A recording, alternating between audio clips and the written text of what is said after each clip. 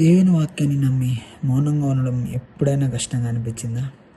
మా జీవితంలో కూడా అలాంటి ఒక పరిస్థితి వచ్చింది. ఆ సమయంలో దేవుడు ఎలా కార్యం చేశాడో ఈరోజు మీతో పంచుకోవాలనుకుంటున్నా. ఆ సమయంలో మా భార్య ఒక సాఫ్ట్వేర్ కంపెనీలో ఉద్యోగం చేస్తుంది. తనకు అప్పగించిన ప్రతి పనిని నిజాయితీగా, బాధ్యతగా చేసేది.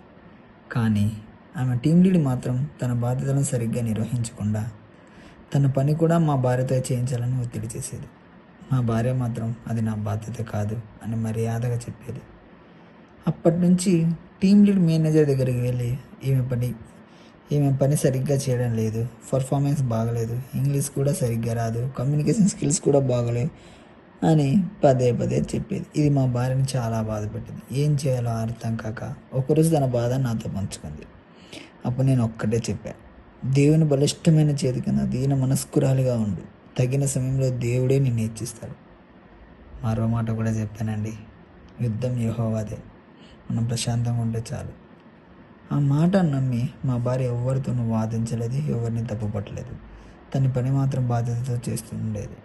కొన్ని రోజుల తర్వాత ఊహించని విధంగా పరిస్థితులు మారాయి. మేనేజర్ మా భార్య పనితీరు గురించి స్వయంగా తెలుసుకోవాలని నిర్ణయించుకున్నాడు. ఆమె ఇంతకుముందు పనిచేసిన టీం సభ్యులతో మాట్లాడాడు. అలాగే ప్రస్తుతం చేస్తున్న పనిని కూడా స్వయంగా పరిశీలించాడు. అప్పుడు అసలు నిజం బయటపడింది.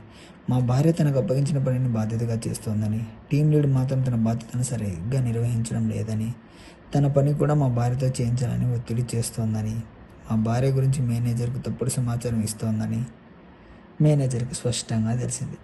ఆ తర్వాత టీం లీడ్ తన బాధ్యతను సరిగ్గా నిర్వహించకపోవడం, ప్రాజెక్ట్ని తప్పుదోవ పట్టించడం, టీం సభ్యురాల గురించి తప్పుడు సమాచారం ఇవ్వడం, ఈ కారణాల వల్ల ఆమె ప్రాజెక్ట్ నుంచి తొలగించారు.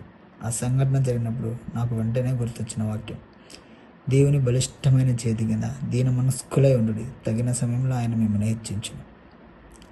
ఆ రోజు మేము మరొకసారి ఒక గొప్ప సత్యాన్ని నేర్చుకున్నాం. దేవుని వాక్యం కేవలం చదవడానికి కాదు, నమ్మి జీవించడానికి. మనం దేవుని వాక్యాన్ని పట్టుకొని నిలబడితే మన కోసం ఎప్పుడు ఎలా కార్యం చేయాలో దేవునికి తెలుసు. తగిన సమయంలో ఆయనే నిజాన్ని వెలుగులోనికి తీసుకొస్తాడు. దేవునికే మహిమ.